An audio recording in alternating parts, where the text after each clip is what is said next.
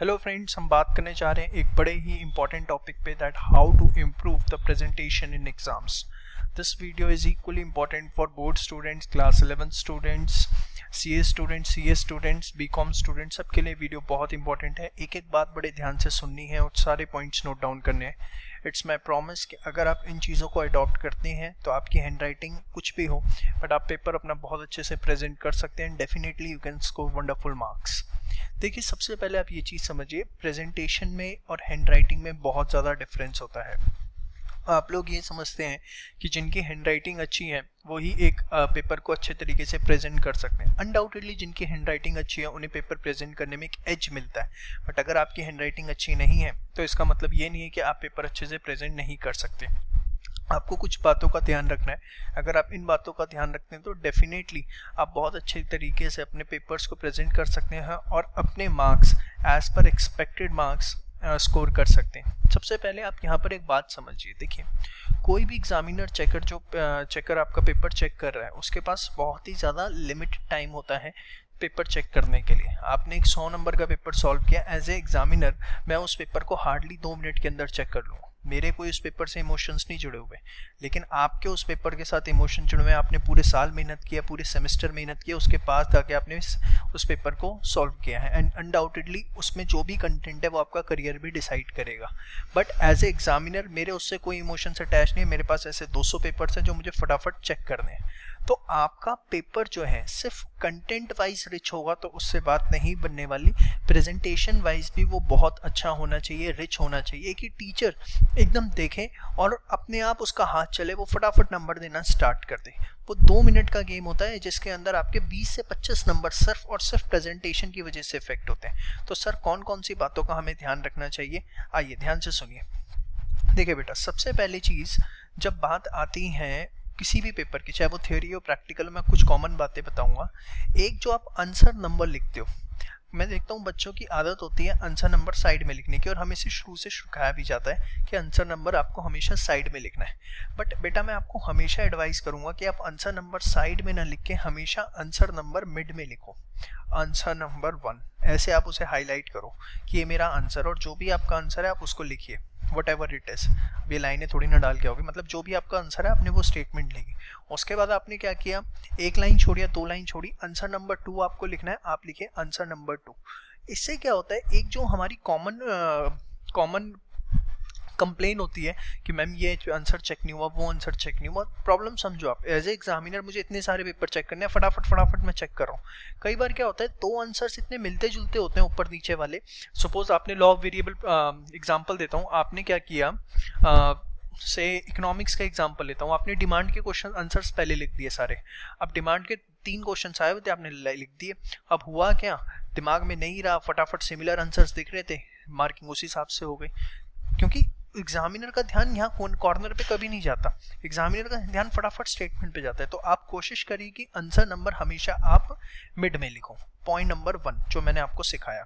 Point number 2 बेटा आपको हमेशा क्या ध्यान रखना है, बेटा ध्यान से एक चीज सुनो, बहुत इंपॉर्टेंट है.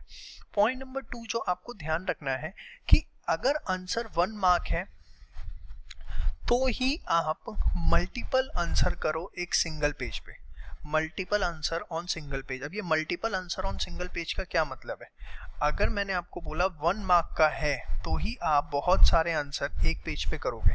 जैसे आपने लिखा आंसर नंबर 1, ठीक है, फिर आपने लिखा आंसर नंबर 2, बट ये एक ही पेज शीट पे आप तभी करोगे जब आपके पास ये सारे 1-1 मार्क के. अगर आपका क्वेश्चन 3 मार्क का है, 4 मार्क का है, 5 मार्क का है, 6 मार्क का है, आप every answer you will start from a separate page. Every answer आप एक सेपरेट पेज से स्टार्ट करोगे. अब ये क्या सर समझ में नहीं आया, ध्यान से देखो बेटा. सपोज आपके पास आंसर नंबर 6 आया जो कि 3 मार्क्स का है, ये आपके पास पूरी शीट है, आपने लिखा, आपने कहा सर मेरा तो इतना पेज भरा और ये जो पेज है वो मेरा ब्लैंक रह गया. ठीक है, आप क्या करते हो, यहीं पर आंसर नंबर 7 लिखना स्टार्ट कर देते हो. गलत नहीं है. देखो मैं बात कर रहा हूँ हाउ टू इम्प्रूव, मैं ये नहीं कह रहा कि आपके तरीके गलत है, मैं उसको इम्प्रूव करने की बात कर रहा हूँ कि जो हमारे सेंटीमेंट जुड़े हुए हैं वो जल्दीबाजी में कहीं सेंटीमेंट टूट ना जाए। अब मैं आपको कुछ इसके टिप्स दे रहा हूँ, ध्यान से सुनिए। अब आपका आंसर नंबर 6 आया, ये पेज खाली रह गया, लीव इट यार, नेक्स्ट पेज से आप आंसर नंबर 7 स्टार्ट करो। अब बच्चों को लगता है कि सामने वाले एग्जामिनर को ये लगेगा कि मुझे आता नहीं था, ऐसा कुछ भी नहीं है।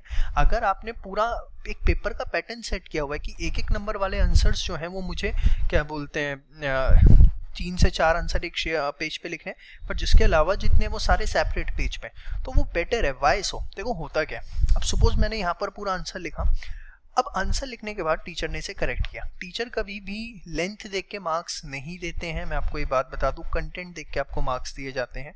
अब यहाँ पर आपको से 3 मार्क्स का आंसर था, टीचर को आपने एटलीस्ट स्पेस प्रोवाइड किया कि आप 3 मार्क्स प्रोवाइड करो। अब होता क्या है, अगर आप यहीं पे आंसर नंबर 7 लिखते हो, जरा समझना, आपने आंसर नंबर 7 यहाँ लिखा, तो टीचर क्या करेगा, 3 नंबर इसके ऊपर लिखेगा कि 3 नंबर दिए, ठीक है। अब 3 इसके ऊपर दिए टेक्स्ट, और यहाँ पे आपका क्या लिखा हुआ है, टेक्स्ट लिखा हुआ है, टेक्स्ट के ऊपर मार्क्स दिए। इससे प्रॉब्लम आती है टोटलिंग के अंदर। जब आपका पेपर टोटलिंग हो रही होती है ना, तो कई बार क्या होता है, जब टेक्स्ट के ऊपर मार्क्स दिए होते हैं तो वो अगर एकदम, वैसे तो टीचर्स को एडवाइस किया जाता है रेड पेन से ही चेक करना, और रेड पेन से ही चेक करते हैं, बट कई बार आपका पेन अगर एक्स्ट्रा ऑर्डिनरी डार्क है, अब ब्लू भी लाइट है, डार्क ब्लू है, पता नहीं आप कैसे लिख रहे हो, जेल पेन से लिख रहे हो, इंक वाले पेन से लिख रहे हो, तो कई बार वो रिफ्लेक्ट नहीं होता, जिसकी वजह से टोटलिंग के अंदर कई बार आपके मार्क्स कंसिडर नहीं होते हैं। इसलिए आप एक आंसर लिखो, उसके नीचे का पूरा स्पेस छोड़ो ताकि टीचर मार्क्स दे यहाँ पर, और उसके बाद जब टोटलिंग हो तो वो आराम से कंसिडरेशन के अंदर आए। आप ये मत सोचो कि ये मेरा स्पेस छूट गया, इसका क्या होने वाला, उसका कुछ नहीं है, कोई उससे दिमाग में नेगेटिव इम्पैक्ट नहीं चाहता है। बात समझ में आती है। सेकंड नंबर टिप आपको, first number tip answer number mid में, सेकंड नंबर टिप हर आंसर आपको एक सेपरेट पेज से स्टार्ट करना है। ये प्रैक्टिस आप अपने यूनिट टेस्ट के अंदर, अपने स्कूल एग्जाम्स में, अपने इंटरनल एग्जाम्स के अंदर, अपने हर टेस्ट पेपर में अडॉप्ट करो, तभी आप फाइनल पेपर में कर पाओगे, मैं आपको ये बात बता रहा हूँ। उसके बाद बेटा तीसरी बात जो आपको ध्यान रखनी है वो क्या, तीसरी बात आपको ध्यान रखनी है कि जब भी आप किसी चीज की एक्सप्लेनेशन लिखते हो, जैसे एग्जांपल के तौर पर आपकी लॉ ऑफ वेरिएबल प्रोपोर्शन है, आपने लिखा इंक्रीजिंग रिटर्न्स टू फैक्टर। अब ध्यान से समझना, ये बड़ा कॉमन सा प्रॉब्लम है जो जनरली मैं ऑब्जर्व करता हूँ जब पेपर्स चेक करता हूँ, चाहे वो ट्यूशन पे चेक करूँ, चाहे प्रोफेशनल एग्जाम्स के चेक करूँ, चाहे स्कूल के चेक करूँ। इंक्रीजिंग रिटर्न्स टू फैक्टर होता क्या है, आपने ये पॉइंट लिखा, आप एक्सप्लेनेशन यहीं से लिखना शुरू कर देते हो, यहीं से आपकी एक्सप्लेनेशन लिखना स्टार्ट होता ही नहीं होता। मैक्सिमम बच्चे यही करते हैं कि इसी के आगे से अपनी एक्सप्लेनेशन लिखना स्टार्ट कर देते हैं। मैं अगेन कहूँगा कि आप बिल्कुल गलत नहीं करते हो। मेरी वीडियो इस बात पर है कि कैसे हम अपनी प्रेजेंटेशन स्किल्स को इम्प्रूव करें। देखिए, अब सपोज इसकी एक्सप्लेनेशन के अंदर आपने 2 पॉइंट लिखे, ठीक है। होता क्या है, कुछ बच्चों को कंप्लेन होती है, टीचर्स कंप्लेन करते हैं आपका कंटेंट कम है। अरे बेटा, कंटेंट आपका कम नहीं, आपका प्रेजेंटेशन स्किल आपको थोड़ा इंप्रूव करना है। आपको इसी चीज़ को कैसे लिखना है, आपने लिखा इंक्रीजिंग रिटर्न्स टू फैक्टर, और इंक्रीजिंग रिटर्न्स टू फैक्टर लिखने के बाद आपके पास जो भी कंटेंट है आप उसको सब पॉइंट बनाओ। यहाँ पर ऐसे आपका पहले जो भी आपने लिखना है वो आपने एक सब पॉइंट बनाया, उसको यहाँ पे लिखा, ठीक है। फिर नेक्स्ट उसमें जो भी आपका सब पॉइंट है वो आपने लिखा। इससे होगा क्या, वही लिमिटेड कंटेंट एक एक्सपेंडेबल फॉर्म में आएगा, रीडेबल फॉर्म में आएगा, टीचर को लगेगा आपको आता है। वही चीज़ जब आप एक नैरो करके क्यों लिख रहे हो, जब आपको सब कुछ आता है तो उसे नैरो करके लिखने की ज़रूरत नहीं है। Main points, and whenever you are writing the sub points you should write it in sub point forms. ये कोई भी थ्योरी पेपर है, चाहे वो मतलब कोई भी थ्योरी पेपर है, आपको ये बात उसके लिए दिमाग में रखनी ही रखनी है। ये जो सारे पॉइंट्स मैंने आपको बताया, थ्योरी प्रैक्टिकल दोनों में वैलिड है। वैसे आंसर नंबर मिड के अंदर रखना है हमेशा। सेकंड मैंने क्या बताया आपको, बोलो फटाफट, कि जो भी आंसर नंबर आपको मिड में रखना है। उसके बाद जो सेकंड चीज़ मैंने आपको बताई कि जो भी आप आंसर स्टार्ट करते हो अदर देन 1 मार्क, वो सारे आपको एक फ्रेश पेज से स्टार्ट करने हैं। तीसरी चीज़ आपको क्या करनी है, जो भी आप सब पॉइंट्स लिखोगे वो सब पॉइंट्स, सॉरी मेन एक्सप्लेनेशन लिखोगे, वो आप हमेशा सब पॉइंट्स बनाकर लिखोगे। समझ में आ गया। इसके बाद जो मैं आपको चौथी बात यहाँ पर सिखाना चाहूँगा, ये 3 बात तो आपके हर थ्योरी और प्रैक्टिकल पेपर के लिए बड़ी कॉमन सी हो जाती है, ठीक है। चौथी बात जो इसके अंदर आपको ध्यान रखनी है वो ये किसी भी आंसर के जो भी मेन पॉइंट्स हैं उसको आप हमेशा हाईलाइट करो। कोई भी आपने थ्योरी क्वेश्चन लिखा या कोई प्रैक्टिकल क्वेश्चन आपने सॉल्व किया, तो जो भी उसमें आपको लगता है कि मेन चीज है, जैसे आपका प्रैक्टिकल क्वेश्चन है उसका आपका जो भी फाइनल आंसर आया उसको आप हमेशा ऐसे बॉक्स में पैक करके दिखाओ। जो भी आप फॉर्मूले लिख रहे हो जिसकी बेसिस पे वो क्वेश्चन सॉल्व हो रहा है, से आपने वर्किंग कैपिटल का ही फॉर्मूला लिखा, वर्किंग कैपिटल, तो वर्किंग कैपिटल जो है आपने उसका पूरा फॉर्मूला लिखना है कि it is current asset minus current liability.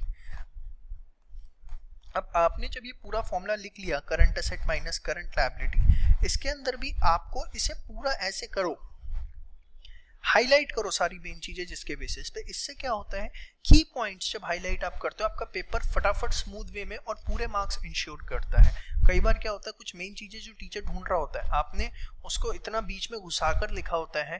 आप सबसे बड़ी प्रॉब्लम क्या होती है मैं आपको बताता हूँ, जो आपका मेन कंटेंट होता है ना, वो मेन कंटेंट हमेशा आखिरी की लाइनों में होता है, जबकि मेन कंटेंट जो है वो हमेशा शुरू की लाइनों, स्टार्टिंग में एकदम हाईलाइटेड होना चाहिए, या चलो आप आगे पीछे लिखते भी हो एटलीस्ट हाईलाइटेड, ताकि टीचर का सीधे उसके ऊपर फोकस जाए। अब सपोज टीचर जल्दीबाजी में पेपर चेक कर रहा है, उसने शुरुआत की 4 लाइनें पढ़ी, एंड की 4 लाइनें पढ़ी, उसमें आपका मेन कंटेंट था नहीं।